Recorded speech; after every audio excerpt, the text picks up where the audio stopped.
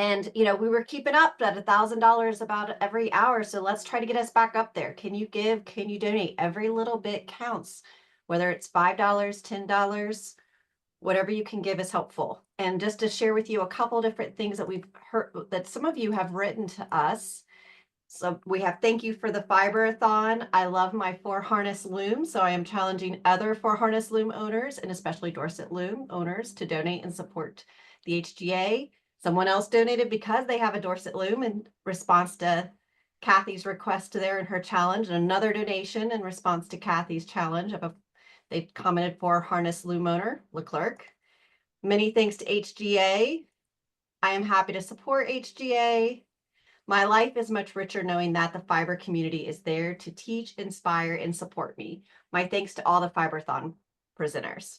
So with that, I'm going to go ahead and stop the share. We're going to keep moving on here. We're going to invite our next guest, Rachel, to give her presentation.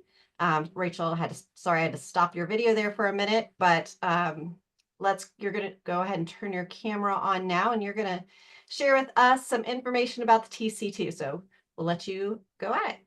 Yeah, amazing. Thank you all. Super appreciate being here. I'm going to do a quick screen share and then we'll jump into a little bit of a slideshow. Yeah, so exciting to continue this electronics in a digital weaving kind of situation. I love the TC2, the thread controller too. And so I'm just going to chat about what it's like using that machine and pull the curtain back a little bit to see kind of what it takes to get ready to weave on a TC2. So the image on the left is an image of a TC2 fully warped with a project kind of in progress on it. A lot of people say it looks like a spaceship. I kind of agree with that. And then the image on the right is just what it looks like in the middle of winding on a warp. I know there's a lot of weavers in the world love to be like, how do you even warp the thing? It's quite an adventure. Involves, a whole wooden trellis and a lot of clamps and hardware. And lots of bodies to support. But it is quite a feat, and it's really a proud feat when you're done. Yeah, so this loom is at the Cranbrook Academy of Art in Detroit, near Detroit, Michigan. And that is where I learned how to weave on a TC2. And so I'm just basically going to walk you through, kind of demystify what it takes to get on a TC2. Kind of by walking you through an image that I've woven. So basically, you can think of a TC2 as every thread can move up and down individually, which is very different than most like analog looms, right? Where you have these shafts and they work in groups of threads that can go up and down at the same time, depending on how you thread it all together, right? Well, with a TC2, every individual thread can go up and down independently of every other thread on the machine. And each one of those threads maps to a pixel when the machine's all hooked up to the computer. So basically, if you have, a 300 end warp, then you can weave a 300 wide pixeled image. Okay. So on the left here is this is a picture of my grandma. That I've scanned in from an old black and white photo. It's got a full range of grays from pure black, pure white, and all the thousands of grays that live in between there to create a full image. In order to get an image like this woven out on the TC2, the first thing that you're going to do is break it down, and I use Photoshop to do this. So you'll break it down into, I like to pick 5 flat values of color. So I like to do black, white, and then a dark gray, medium gray, and a light gray. And so every pixel in this image is pushed into one of those 5 values, right? So it flattens the image a little bit, and then now you have these 5 solid areas of value or areas of color. Okay. And then for your weave structures, you can use pretty much any weave structure that exists in like traditional analog weaving. I've taken shaded satins and then imposed my grandmother's handwriting over the top of it. So my weave structure is shaded satins, which you can see I can get a dark value, a light value, a middle value, and then 5 separate values, just like we broke our image down into 5 separate values on the slide before. But I think it makes it more personal since I'm doing a portrait of my grandmother to use her handwriting in this image as well. So these weave structures then get mapped straight into that image that you broke down into those 5 values. So the darkest weave structure goes and gets put in all the black pixels. The lightest weave structure goes and gets put into all of the white pixels, and then the medium colors in between map into the correct colors as well. So now we've got 5 varying weave structures, all within the same weaving family, in this case, shaded satins with handwriting imposed over them, to break it down into a weave structure, into something that's weavable. And really, at the end of the day, it just turns into pixels that are either pure black or pure white. So anything that is black, any pixel that shows black, that pixel will tell the TC2, okay, this is my pixel, this is my thread, my warp thread that I map onto. If my pixel is black, we're going to raise that string up. If my pixel is white, we're going to leave that string down. Okay, so if you have a black warp, this is very easy to understand, because if your warp is black and your pixel's black, then that thread will get raised up. Whatever your weft is will go underneath. When it comes back down, the black is showing on top. Opposite, if your pixel is white, it will leave your warp thread down, and then whatever weft you send over the top of it will be exposed. And so this is how you essentially can weave pixel by pixel, whether you're doing, a photorealistic image or just a design of your own choosing. So this is an example of the final piece that I wove out, when you can get, black pixels and white pixels all lined up together. And if I can get it to play, there's a quick video just to show you how you physically move on the loom to make this happen. Most people stand up. I've met very few people tall enough to sit down for a TC2. I'm 5'3", so definitely not tall enough. But basically what's happening is there's a pedal on the floor, just like you had with a treadle, but it's just one. And every time you press that pedal, it's telling you to advance one more line of pixels up the image. So the first line of pixels, it will read every single pixel, and the first pixel maps to the first thread. If it's black, it goes up. If it's white, it stays down. The second pixel maps to the second pixel, second thread, etc. Then it does that for your whole line of warp threads. Once you throw your weft and you beat it forward, you press the pedal on the loom. I could play it one more time while I'm chatting. You press the pedal on the loom, and it knows to advance to the second line of pixels, and then the third, and then the fourth every time you press the pedal. So this is happening like fairly instantaneously, because you've already set up all of the work with what pixels are black and which pixels are white. And now the TC2, all it does is read them for you. But you do still have to weave the entire thing by hand, pick by pick, just like you would with an analog loom. Yeah, so that is a little bit about the TC2. I hope this like demystified the exciting or the magic that comes from digital weaving. And yeah, I really want to thank HGA for putting on the Fiber-A-Thon, and giving me time to speak about something I love, giving this time so everybody can have the content in the fiber world that they love, and yeah, support HGA. Thank you all so much. Rachel, thank you so much for that. That was wonderful. And again, thank you to all of our presenters for your support today. We could not be doing this without you. We have had over 50 people donate today. We've had about 50 presenters who have signed up for this event to present and share their knowledge and their story for free, all in support of our fiber art community. So again, I encourage you, if you can give. If you can tell somebody to join. You can gift them a membership. There's all kinds of ways that you can support. Every bit helps. Membership, just being a member helps. So we have a couple minutes before our next presenter, and I just want to share with you a couple more comments that have come in with some of your donations. So we have someone here who wrote, "I love HGA and all it does for the weaving community. And thanks for all you do. In honor of Pat Brown in Seneca, South Carolina.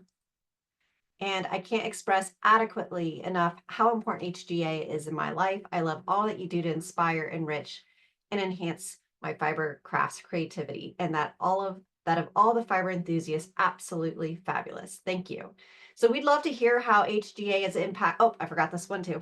In honor of the HGA board and staff and all their hard work putting this Fiber-A-Thon together today. So thank you for those comments. We love reading those when you donate. There's a space where you can put a donation note. We love reading those. Those are always encouraging for the staff and I.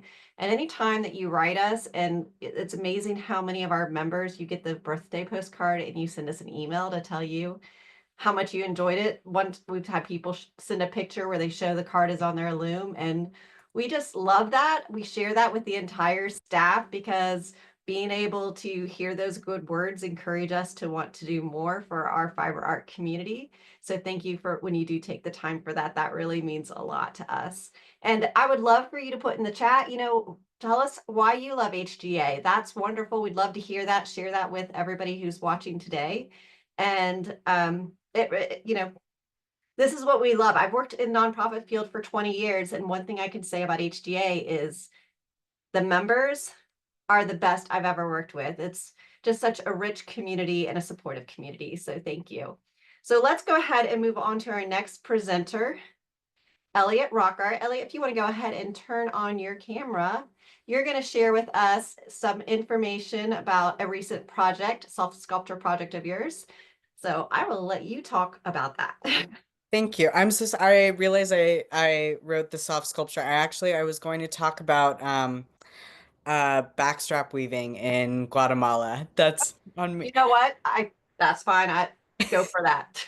So this past fall I did a residency, a 2-week residency in Antigua, Guatemala, learning how to weave on a backstrap loom.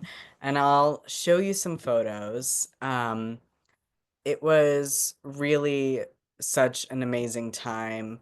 Um, it was in the city, which is just such a beautiful and inspiring place to be.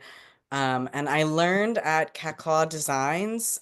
They do in-person workshops in Antigua, but they also do some online, so you should check them out. I'll put that name in the chat. But here is my teacher, Donna Luisa, just really like expertly. She has been doing backstrap since she was 7 years old, and it was just so amazing to watch her work. Um, she showed me how to do a brocade on the loom. And so once I had learned the very basic steps, as she showed me how to set it up and learn from there. And here's a picture of my board in the studio. And what I ended up doing, I have my loom here. I on an ankle band, on an ankle loom, I did this band, which is like following a pattern from an Irish traditional sailor's belt, so a kris, from the 40s. And I wove one. So I started out by weaving it typically, and then I split it off and wove it with 2 shuttles to create that cross section so that I could hang my loom from basically anywhere. And here in my teeny tiny New York City apartment, that means from my bed frame. But when I was in my studio in Antigua, I was hanging it from the ceiling, which was really cool. And here is a video that I took in the market. This is where everybody goes to buy all of their looms and supplies. They have just such a huge variety of sizes of the looms. I mean, they're like the little teeny tiny ones, like the one that I was learning on, and then there are ones that are much trickier to control because, as you can see, it is a strap around your back, so you're controlling it completely with your body. And the really amazing thing that I learned from my teacher was something that you just like it is such a very embodied process because it's so like physically part of it.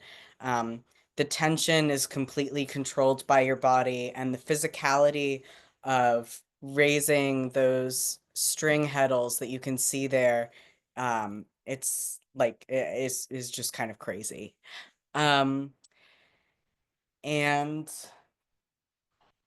sorry, uh, it's my teacher mentioned how when she's wearing her huipil, which is the that beautiful brocade shirt that she's wearing, it looks embroidered, but it's completely hand brocaded, usually with a pickup stick, but also with like multiple more heddles.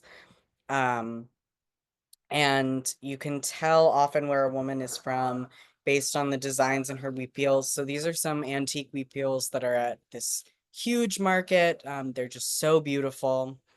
Um, and she says, you know, when she wears hers, each line of the garment reminds her of where she was when she was weaving it because it's such an easily movable loom that people will take them with the a woman will take it to the market and travel with her loom and set it up by just like tying it to a tree wherever she is. And it's just like it was so incredible to also see like traveling around seeing all the women like with their looms. Um, and when I was there and also when I was like anticipating my trip, something that's like really, really interesting to me is not just the like physical practice, but also very much like the history of the practice. And for that, I primarily, in addition to like meeting with people and reading one more modern book, which was like Weavers Their Stories, which was created in I think 2015. I also read just some like really incredible classic. So Mary Atwater's Guatemala Visited Shuttlecraft Guild monograph, which was published in 1965, but it was originally written in 1946 about her visiting Guatemala in 1946. It's like this incredible piece. It was like typed on a typewriter, and it has these drawings that she did herself. Um, and you know, images of women and marketplaces, but also like kind of most importantly, all of these like incredible designs. She was recording all of the stitches and all the diagrams of these huipils. And then I also read Techniques of Guatemalan Weaving by Lena Gergard, which is also amazing and was written about 20 years later. Um, and it includes a lot of really cool pictures of people and also has tons of different diagrams. And it was something really interesting about looking at both of those and then sharing them with people who were Guatemalan and who grew up in Guatemala, getting a sense from them of how much designs have changed over the past 40, 50 years. And I guess like in the past, in the past 80 years since this book was created, there's just been like an enormous change in designs. And one of the really cool things that I saw was that a lot of the pickup brocade designs have been influenced by cross stitch patterns coming from Germany in the 50s and 60s. And so, like a German cross stitch rose is now something that you'll see like so many weepils of like women wearing today, and they don't always know that it's a German cross stitch design because they'll have learned it from their grandmothers who picked it up from a cross stitch pattern book. And it was really interesting to realize how much like creating a design for these pickup brocades was really like creating a cross stitch pattern. As someone who does cross stitch, there was like a ton of overlap there. I mean, yeah. Thank you. Yeah, I mean, it was so amazing to watch, and it really is like there's incredible physicality of changing the heddles, which is why like the size of the loom can only be so big. A lot of shirts are made up of like 3 different pieces sewn together, but you can see I was mapping out some of the patterns in my notebook, and it's very similar to like creating a cross stitch for these pickup brocades. And my hope is eventually to recreate on a backstrap loom these ancient designs from Ireland, um, from these stones, and to do the sort of same pickup brocade to create like the illusion of etching. But yeah, that's that was my residency. It was amazing. Thank you. Her name is Liba, and she's definitely an inspiration, though it is much harder to weave with her around. Elliot, how did you find that residency? So I had a friend who did a residency. It's called Gracia, the house where I did the residency. And actually, here I'll just really quickly share. Um, uh, I found so this is Cacaw Designs, which is where I took the class, and that's in the same city where the residency was.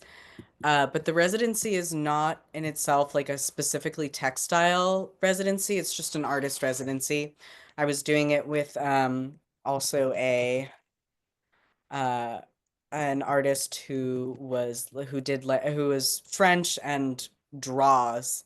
And so he makes these incredible drawings. Um, but it is oops, um right here. Yeah, it's this like incredibly beautiful space, and I don't know why I'm unable to find uh their website right now, but I just applied to be an artist in residence there, and then I was looking up a lot of different areas, and so I traveled it's really free range. So I traveled a lot around the country. I traveled to a couple different cities. Um, and I took a couple different classes. I visited a lot of museums, but it's really like self-led. They provide a space and a studio, um, and it was really wonderful. What would be your recommendation to someone if they wanted to do that residency? So they actually, it's very funny. Right after I did the residency, they just created a specifically textile related one. So actually you can do it and have it a lot more organized than mine was. Um, I would say um I don't know if I really they want you to sort of describe why Guatemala in your application. And I'll say the thing that I said was that I really was just really interested in the history of pickup brocade, but also the history of like the backstrap loom as a form of anti-colonial resistance. Because there's something I think incredibly intimate about being able to not just a loom that's operated with your body, but something that is carried around with you that you can do with friends. There's just a communal aspect to a portable loom that you don't get as much on a floor loom. You don't have the same isolation that you do when you're weaving in a studio on a floor loom. So I wrote that I was really interested in learning sort of like about the community aspect of weaving on a portable loom. Okay, quick question. Did they cover all your expenses to get there? No, they did not. Okay, so I'm going to tag on that because if you're a member of HGA, we offer grants. And that is something that's funded by your donations. So if there's another opportunity such as what Elliot experienced, you can apply for a grant with HDA, and they're up to $750 to go take a workshop somewhere or to learn about whatever you may want to learn in the fiber art field. So Elliot, thank you. We're going to move on to our next guest, which is actually our staff member, Julia Blake, because we don't have anybody at this time slot. So she luckily prepared a video for us, and I'm going to share that with you now. It is on the kite stick method.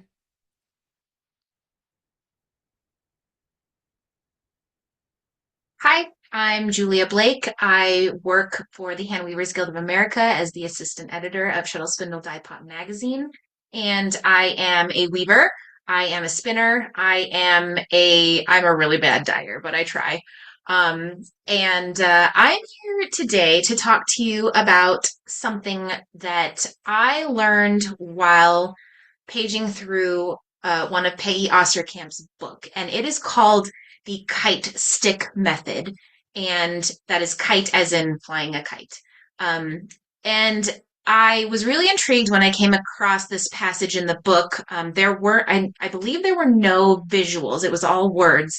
But the description really intrigued me, and basically what it is a method of taking your warp off of your warping board or your warping mill or whatever you're warping on, and instead of chaining, you attach it to a stick for storage until you are ready to use it. And you can go directly from, from warp to stick to weaving, or to dressing the loom. But this also works well for if you want to store your warps. So why do this? I think most of us are familiar with the chaining method, where you just take your warp off by chaining the whole thing up, and then you have a lovely little chain that you usually put in bags with other chains, and they go live in the place where chains live until they're ready to be dressed. But I find personally chaining to be difficult because I have arthritis and it's pretty bad, especially in my wrists. And so that motion of chaining, especially when you want to keep a good tension when you're doing it, is really hard on my joints. And I would like to keep using my hands for as long as I can. And so I'm doing everything that I possibly can to not overuse them, not tax them, not injure them. So that's where this method comes in. And how does it work? My phone is ringing. Apologies. I will get that. It's Kathy.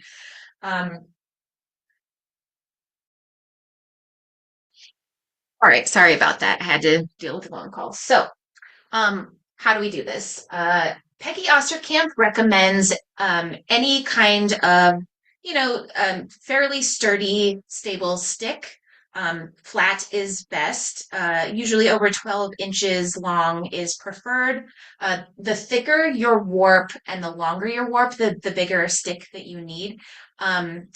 I find that my favorite thing to use is not just a flat stick, but a stick shuttle. And I will tell you why I think that this is so great for the kite stick method. And that is when you go to start taking your warp off and attaching it to the stick, Peggy's method mentions taking off the loop, putting a lark's head loop on it, and then putting that loop on the stick. The benefit of using a stick shuttle is that you have these notches in either side, and instead of having to think too much about attaching your warp, you can just slide it off and pop that loop directly in the notch, and now you're attached. I will say, what side you start on makes a difference, what side of your warp. Typically, you want to start with the back end of your warp.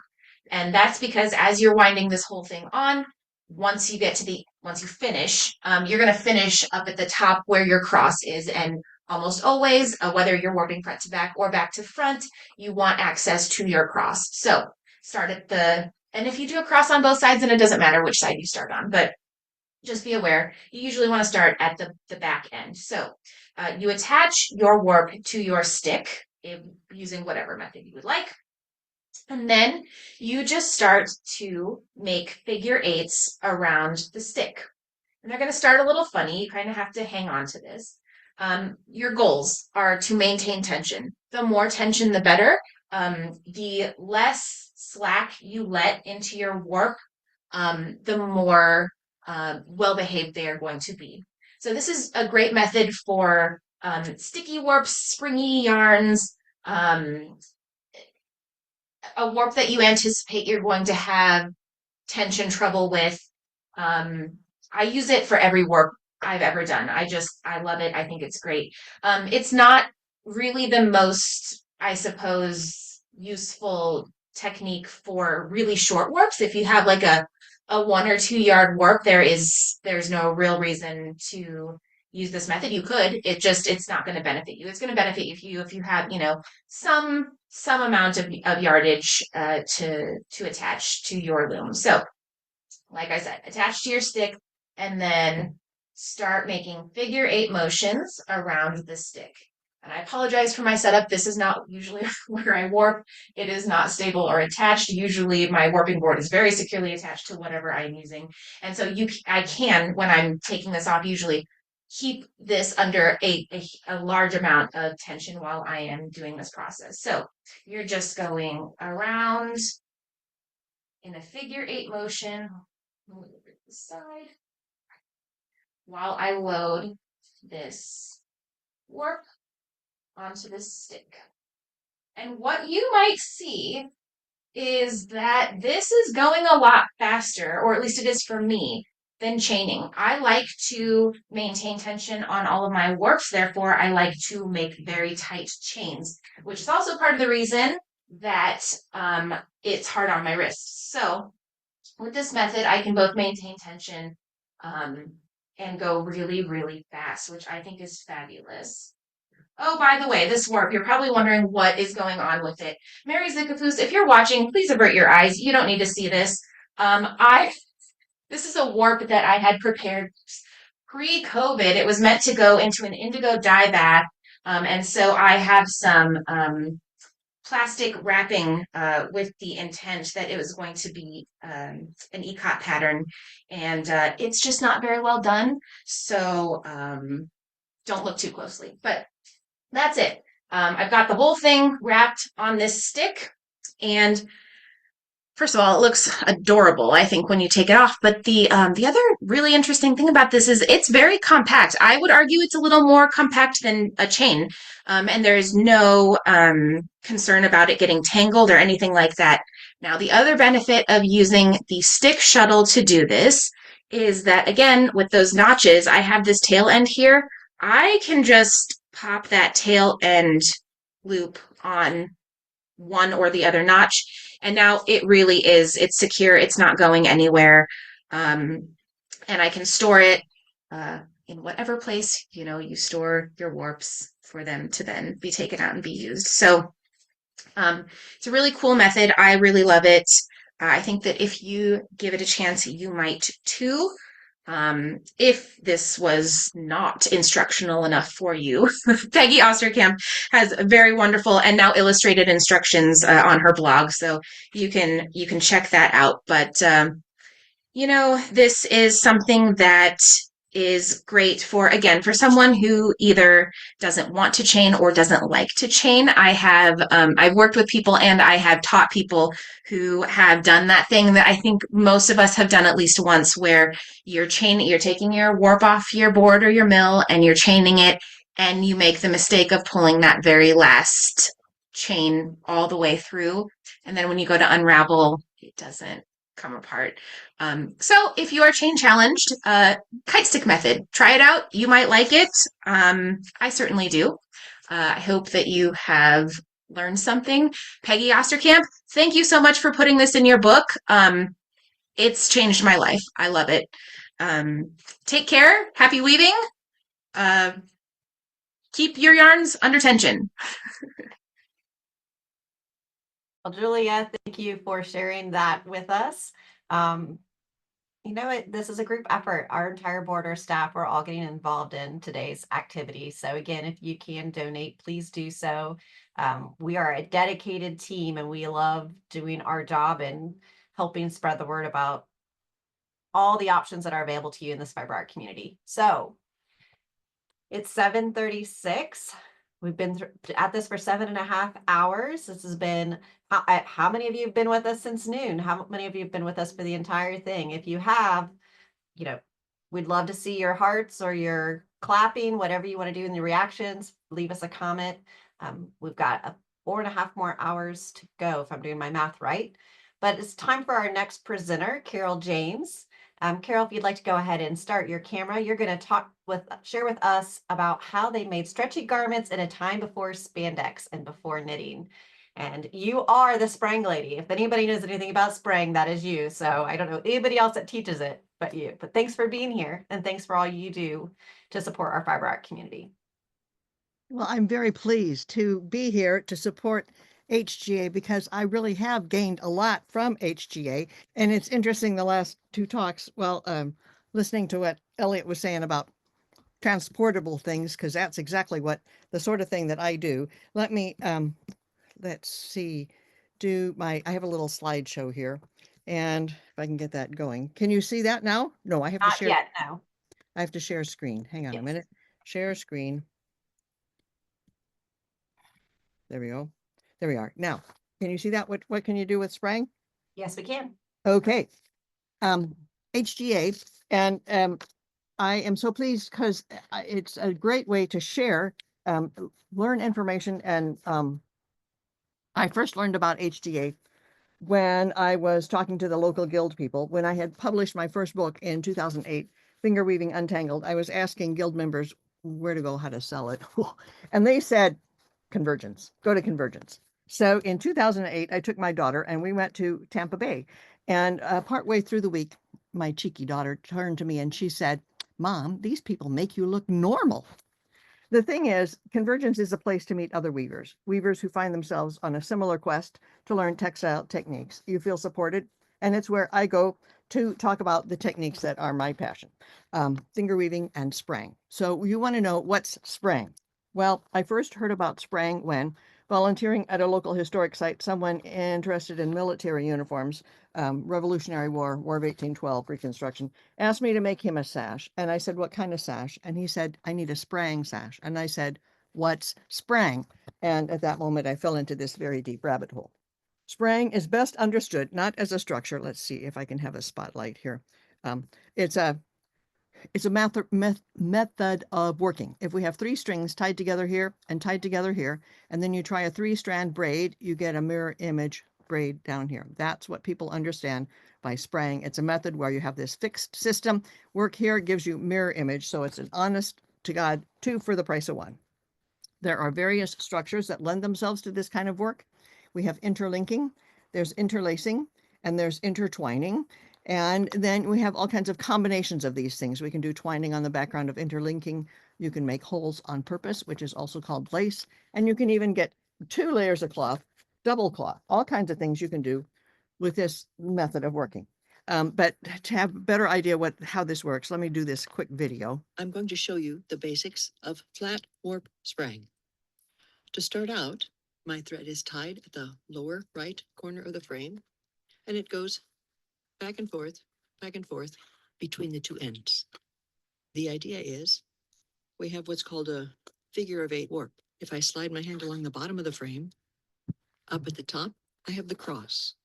I now manipulate the threads, pick one up, put one down, pick up, put down, all the way across the row, twisting them in pairs. Threads are now engaged with each other along the top of the frame, and they're also engaged along the bottom. On the second row, I'm going to offset the pairs. Everyone has a different partner. I begin by picking up 2 threads from the back and put one down. Pick one up, put one down. Threads have different partners on this row, which begins to establish the cloth at the top of the frame and also at the bottom of the frame. Manipulation for the third row has threads returning to their original partners. Now here, let me put in a safety line so I can show you. Stitches here at the top lean this way, and at the bottom, the stitches lean this way. We've got 2 mirror image pieces of cloth. So now I think the question you have is what happens at the middle? And the deal is at the middle, there's different kind of options for stabilizing. You can cut apart and then you have two pieces. You can insert a string or kind of decorative stitching, or you can use the threads themselves. For more about that, take the class. But I want to show you quickly sorts of things that have been done in the past using this technique. This is my replica of a bonnet from the Bronze Age Scandinavia. It started off as a rectangle. Here you see the rectangle that I stabilized down the middle, and I folded it over. The loops at one end I cinched together. That's the back of the hat, and the other loops go around the face. And bidding, you got your hat.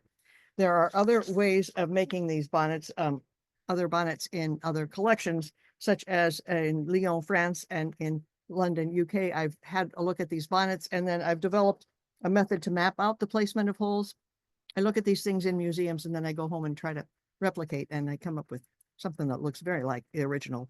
Here, I was at the Kelsey Museum in Ann Arbor, Michigan. You see the piece from the museum, and then when I came back, I brought my piece back, and you can see side by side how my piece looks very like the original. The designs in Sprang are just amazing. What I see in museums from Sprang from ancient times. I was looking at some pieces in the Krefeld Museum, the German Textile Museum, and these pieces, the designs just cry out to me. They really, really need to be modern shirts and sweaters.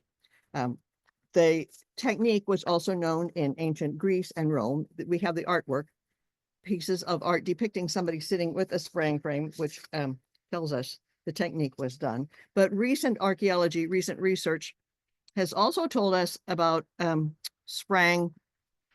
I learned about this because of somebody I met at that conference in 2008, Tampa Bay. Somebody told me about this article. Dagmar Drinkler wrote in the Archaeological Textiles newsletter about tight-fitting clothes in antiquity. She's a curator at a museum in Munich, and she had made these leggings and shirts based on research what they have in their museum. Sprang as the method for making bodysuits in the time of ancient Greece and Rome. There was an exhibition that traveled around, Gods in Color, you might have seen, was on a similar theme. Sprang was used in ancient Greece, ancient Rome. Was it done across Europe? Yes. We have bits of artwork telling us. Here's the Virgin Mary doing Sprang, and here is the Virgin Mary again doing Sprang. Now, the thing is, the original Virgin Mary would have lived long before this 1300 date. What the artist is saying is this is an activity that a virtuous, respectable woman would do. They have her doing Sprang. Also attesting to the presence of the technique. This is an engraving made one of a series of 7. It's an allegorical illustration saying the arts are mastered by diligent practice. The words at the bottom say, diligence is a girl at the loom. And what did the artist use when the artist wanted to depict somebody diligently working at a loom? She's got a Sprang frame. There are existing pieces of Sprang in Europe from the 1400s, but recently I was given a series of portraits from the 1400s, and somebody told me she really thinks these are Sprang bonnets, and I just couldn't resist. I worked through and made bonnets using the Sprang technique that I think look very like the portraits, and I've got a document on my website. Spranglady.com is my website. You can download this thing about bonnets from the 1500s, documenting how I made these, and try it yourself. What the heck? Other evidence of European Sprang are those vertically striped leggings. And I'm quite convinced that some of them, anyhow, were made using the Sprang technique. I've made several pair, but that's another talk, how and why. Very interesting use of the technique. Sashes are yet another item that points to the knowledge of Sprang across Europe. Most regional costumes included a belt. Sometimes it was a leather belt. Often as not, it's a piece of textile. And frequently that long, narrow textile was made using the Sprang technique. Margareta Hald in her book has a picture of somebody working circular warp. You don't really need much to do this. Peter Collingwood had a photograph in his book, Textiles of Sprang, Techniques of Sprang, also indicating how simply you could have made them. Military uniforms tend to be better preserved than everyday regional costumes, get more attention from museums. So all across Europe, military uniforms in the 1700s included Sprang sashes. Here we have Peter the Great of Russia. This one around his waist is a Sprang sash. The sashes worn by Napoleon's generals were Sprang sashes, and George Washington had at least 2 Sprang sashes in his collection. Okay, so maybe you're not interested in making military uniforms, and perhaps bonnets aren't, those little hairnets aren't your thing. I don't recommend you start with leggings, but something you might be interested in trying to make are shawls. I've made a number of these shawls using the spraying technique, and they've got just lovely drape. I've even put beads on there. Beginner, I would recommend maybe you want to start by making bags, and you can do quite a lot of exploring of technique surface designs, making small little cell phone bags. Hats, stocking caps are another way you can use to explore techniques. And I've got a number of instructional things downloadable from my website on how to do these different surface designs. Fingerless mittens might be another project that might be of interest to you. Exploring lace, this is double cloth, or other techniques. These are very accessible kinds of projects. And if you've been to Convergence, seen the fashion show, you perhaps have seen some of the shirts that I've made using this spraying technique. Spraying is a method for making cloth. If you know how to make cloth, just, properly shaped, you sew the different pieces together and bidding, bidding, you've got yourself a shirt. I've been working through the historic record, recording what I see. You'll find a variety of spraying lace patterns in my books and the classes that I teach. But coming back to HGA, HGA supports individual weavers. They also support guilds, and they support regional organizations. Coming up in June is the MAFA, the Mid-Atlantic Fiber Association Conference. And this is an organization that is supported by HGA. And you want to support these kinds of things. Support for HGA is support for the likes of me, helping spread the word about things like spraying to you. And if you're interested in learning more, you might sign up for that MAFA conference. There's a class I'll teach where I'll help you through your spraying project. Support for HGA is support for you and your weaving interests. Your money helps to connect you with the resources you seek. And I am just, really grateful to HGA for the opportunity. They give me this platform to spread the word about these just really cool, amazing techniques. Carol, I love that you always sign up whenever we're doing anything. I feel like we can count on you. And, I actually remember the first time I met you was in Milwaukee at our 2016 Convergence. And I think we had a conversation backstage during the fashion show. And that's the first time I got to meet you in person. And we luckily have had the opportunity to interact with you many times since then. So thank you for being here and for sharing more information about spraying. Okay, so we are going to continue to move forward because we are getting towards the end of the hour. We have another presentation, and just a reminder, we're trying to reach this money. Every dollar that you donate supports these programs. A lot of our programs are free or discounted. So they're not covering the true cost of what that program is. Textiles and Tea, for example, that's a free program. So when you donate, you're helping to cover the cost to produce that, the software that we use, and all the all the cost associated. So please donate. We put the link in the chat. Please spread the word. Okay, so up next, our last presenter of the hour is Janis Johnson, and Janis is going to talk about a volunteer-run beginning floor loom classes. So Janis, I'm going to let you talk more about that, and I'm going to give you the floor. Thanks for being here. Hey, thank you, Elizabeth. Let me bring up my slides.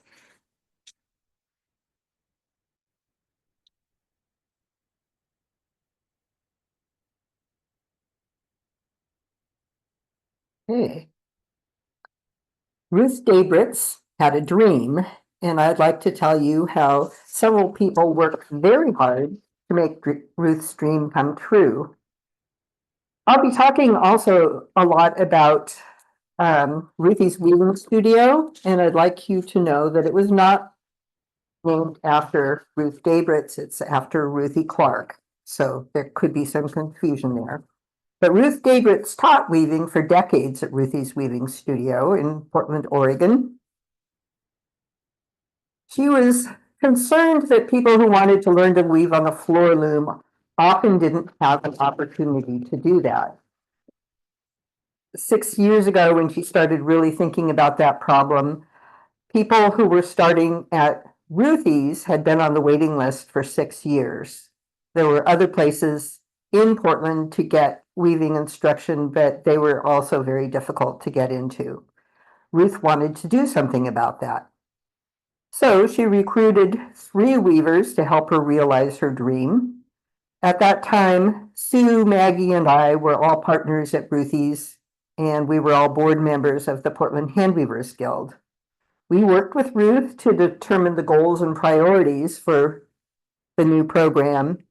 We developed bylaws to support those goals and priorities. We incorporated with the state of Oregon as a public interest nonprofit corporation. We applied to the United States Internal Revenue Service for tax exempt status. We got that a few months later, and that allowed us to get discounts and to apply for grants. During that time, we also developed a beginning weaving project that we could teach in 3 days. We wrote documentation to give to students about the class. We reviewed it, we updated it, we reviewed it and updated it. And we decided to cover it with the Creative Commons share-alike license as the copyright so that we could share our documentation with other groups who wanted to do something similar. So other groups can take our documents and use them themselves, update them, redistribute them. Later, we added 2 more people to our board, Lynn and Dan. They were also active in the Portland Handweavers Guild and have held several board positions there. So we used Ruth's donation to purchase 3 shacked wolf pup looms. We borrowed a 4th wolf pup for our first classes. We held classes initially at Ruthie's Weaving Studio in Portland, and we were able to get a low rental fee. Initially, we needed to borrow a lot of equipment and tools and books from Ruthie's. Gradually, we accumulated enough money from class fees and donations to get a couple more looms, and we now have 6 wolf pup looms and all of our own equipment, so we don't have to borrow anything anymore.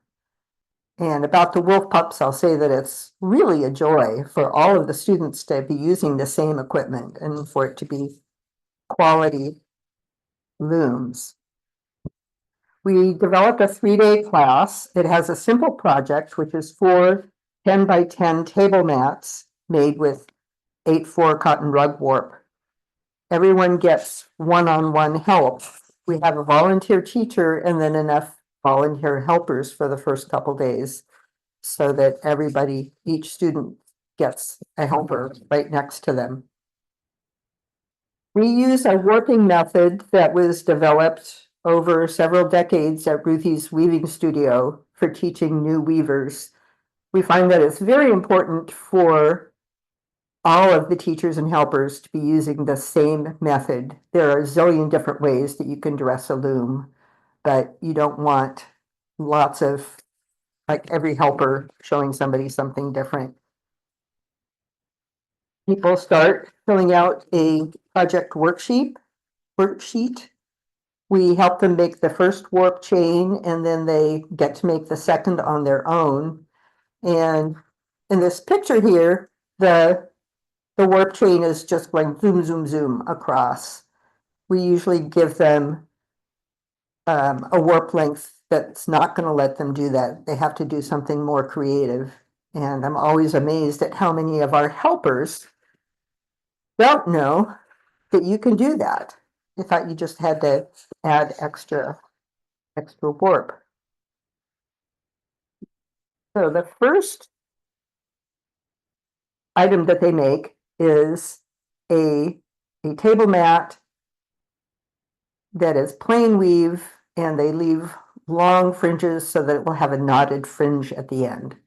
The second one, they use hem stitching and weave it as 2-2-12. After that, they can look in books and find different treadlings, different tie-ups, maybe even use two different colors in their weft. And then at the end, they get to cut them apart. We had our first class in August of 2019, And in the next few months, we had 4 more classes where we got to tweak what we were teaching and update the documents. We were ready to do a lot more, and then the COVID-19 pandemic hit. We ended up having a 4-year hiatus from teaching classes because of the pandemic, and then because Ruthie's Weaving Studio was going to be moving to a new building, and that kept getting postponed. So finally, in early 2024, we started holding classes again. We started with 4 students at a time, and we're now up to 6 students, but we had 6 classes in 2024 and 6 scheduled for this year. And now we get to use the lovely new classroom at the new Ruthie's.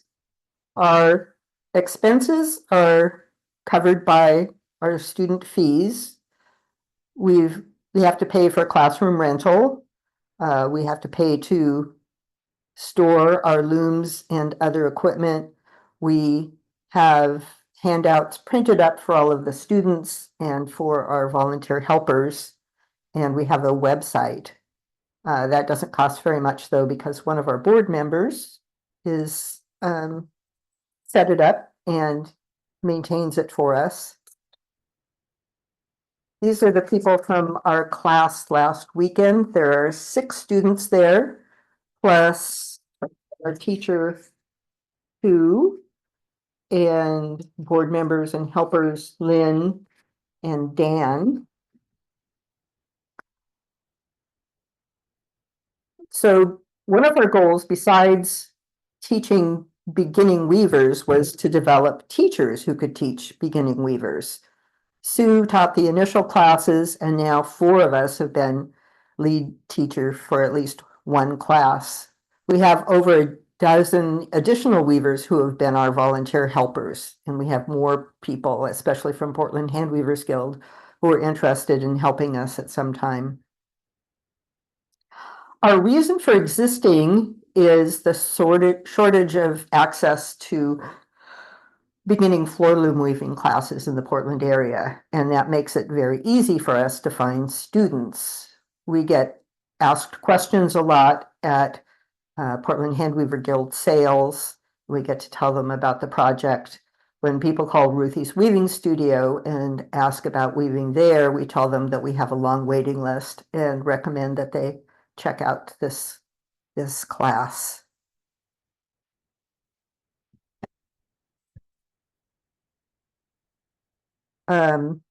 We always get very positive feedback from our students. That can be kind of frustrating when you want to keep improving the class and you ask people, how can we make it better? And they just say, oh, it's wonderful, it's wonderful. But the biggest request that we usually get is for follow-on classes. And so we've been thinking about that. So 6 years ago, Ruth Gabritz had a dream. I had planned to tell you today that we've succeeded in realizing that dream, but then a couple days ago, we got a comment from someone who wanted to sign up for one of our classes and said, hey, you've got 4 more classes scheduled for this year, and they're all full already. It's really hard to get into a beginning weaving class around here. So we're not quite there yet, but we're well positioned to keep teaching new weavers and to have more teachers to teach even more classes. You can learn about the Ruth Gabritz Legacy Weaving Project at our website. And I've talked a lot about Ruthie's Weaving Studio, so you can learn about that as well. And both of those sites have contact us pages. And I would like to thank HGA for holding this Fiber-A-Thon today. It's been great to tell you about our project, and please support them. Janice, thank you so much for taking time to be with us today and sharing that information. It's so helpful to hear. It's always helpful to hear what's going on around the community and around the country and in other countries. So thank you for taking time. All right, well, it is 8 o'clock. And at some point here, my broadcast on Facebook is supposed to stop any minute. So we'll see how that goes. and then I have to restart it. But it is 8 o'clock, which means it's time for an update on where we are with our donations. So let's see where we are. Give me just a moment.